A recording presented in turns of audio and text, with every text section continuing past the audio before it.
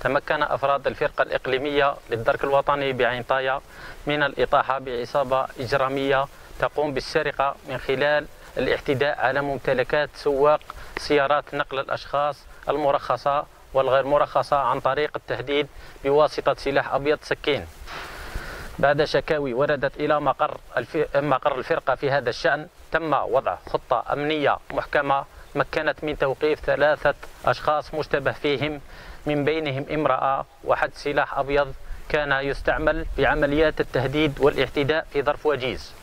من خلال التحقيق المنجز تبين أن أفراد العصابة كانوا يقومون بالإيقاع بضحاياهم من خلال طلب خدمة التوصيل بالسيارة، وعند الوصول إلى المكان المتفق عليه مسبقا يتم الاعتداء عليه عن طريق التهديد بالسلاح الأبيض، حيث تم حل 15 قضية كانت محل شكاوي سابقة ضد أفراد العصابة في أماكن مختلفة في إقليم ولاية الجزائر.